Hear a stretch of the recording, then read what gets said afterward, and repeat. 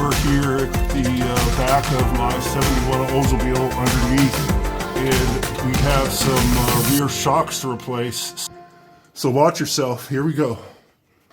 We're on the rear safety stands. Now, I suggest to always use, not suggest, it's a must. You always must use safety stands when you're underneath a vehicle. I also like to keep the hydraulic jack there underneath the differential, and might have to use an impact to get these rear shocks out because they've been in there since about 1970. Now these shocks, I think, are OE. I've had this Oldsmobile for years and I've never done rear shocks, so these have been in there way too long. So first you undo the bottom one, Battle. I had to go to my 1/2-inch ratchet. Just want to make sure there wasn't a head on the back side that was spinning. It's a long-winded son of a gun, Battle. So I did the front shocks years ago, and I did a video and I was like, oh yeah, this will be easy, old 64. And it ended up being sort of a pain in the butt. I got it done, and it looks like this is going to be sort of the same exercise in difficulty. I think I finally got you the shot, Battle. You can see this hole right here is one of the top holes that the shock mounts to. So we'll see what happens, Battle. Wish me luck. Here's the shock, Battle. We're on the passenger side at the back of my 71 Oldsmobile. So hopefully I can maneuver it up into position. Oh man, it's gonna chip the paint on the shock. I'm gonna lose points on that restoration show. There, I got one started. See, here's the tape on one side. And then I got the other nut. Wish me luck. And there goes my other phone. Somebody texting me. Probably my battle buddy. Actually, I think I got it started. Yeah, that's gotta be my battle buddy. Because that's like 5 texts in a row. He's like, check out this video. And it's never my video. Oh, geez Louise. Alright, well I think I got him started. Just give me a second. I have both of the bolts at top started. Okay, I got the bolts and nuts Guten tight up top. And then if you look at the chassis service manual, page 4-7, it lists this bottom fastener as 65 foot-pounds. There we go. Work smarter, not harder. There. 65 foot-pounds. That's all it takes. So the passenger side is in. There was much rejoicing. Let's go ahead and go to the driver's side. I figured I'd get you a shot of the old shock and the new shock next to each other before we put the driver's side rear shock in. You can see that these have a lifetime warranty. I wonder if they would honor that warranty now. And these ones are the ones that I got, and they're supposed to be name brand, but anymore you can't hardly get parts that aren't imported unless you buy new old stock, I guess. So I tried to get the shock up there yesterday, and I was not successful. We'll go ahead and try to get the bottom mount done first. Well, don't just stand there, Battle. Help. I'm just kidding. All right. Nice. There we go. Just sort of position it like that. We got a lock washer. Goes right here. Then we got the nut. Get it started loosey-goosey. Come on, old 64. I hear some sort of motor thumping. I don't know. That must be a neighbor. Oh, come on, old 64.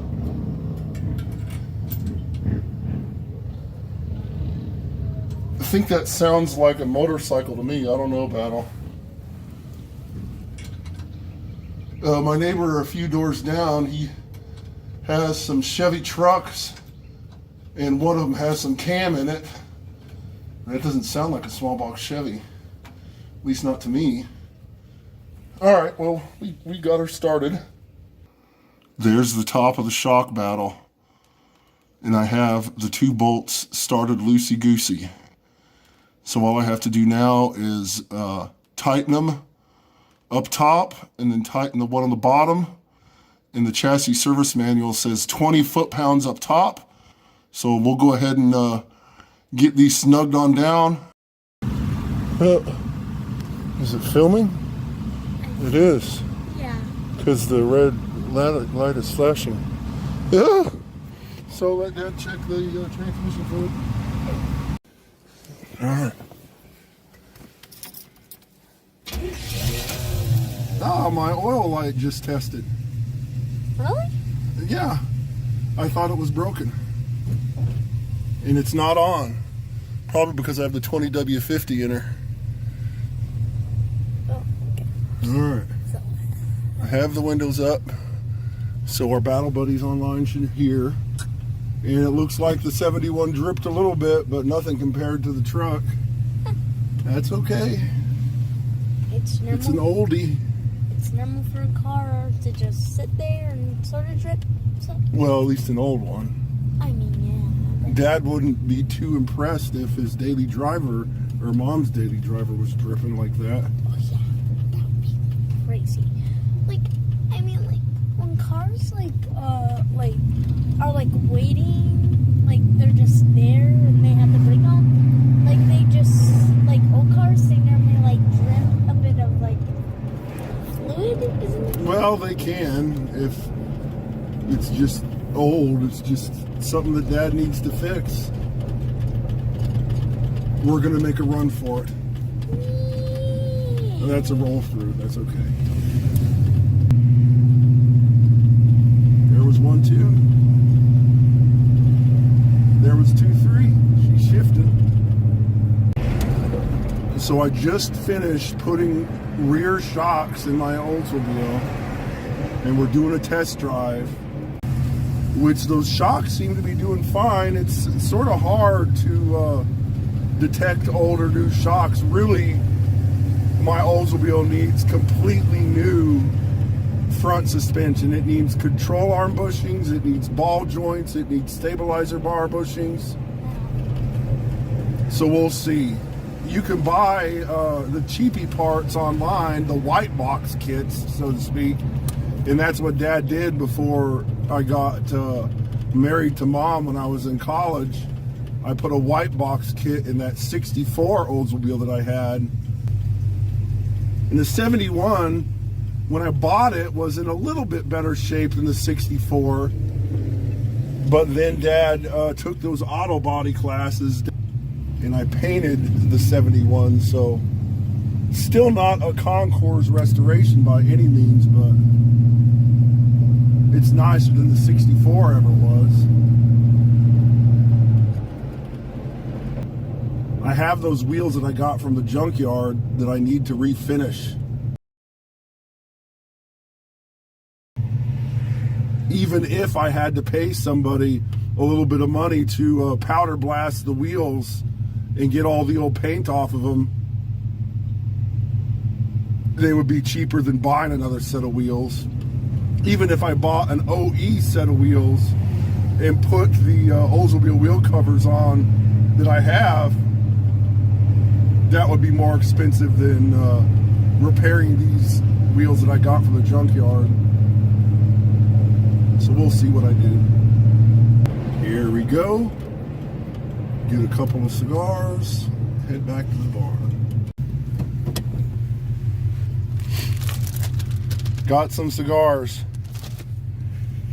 Oh, watch yourself, Battle.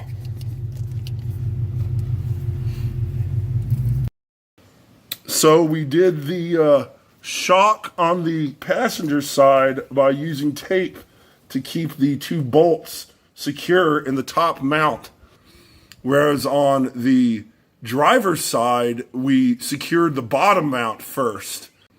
I would say the easiest way to do it is by securing the bottom mount first. I had the car on safety stands, but you get more space by putting the rear wheels up on ramps. So go ahead and use ramps if you're doing rear shocks on your Oldsmobile. But thanks for helping me out today, Battle. Make sure you check out one of these other videos I did on my Oldsmobile in the past. And I'll see you next time, Battle.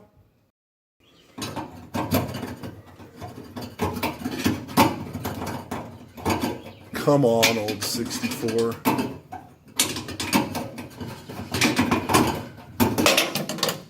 Nice.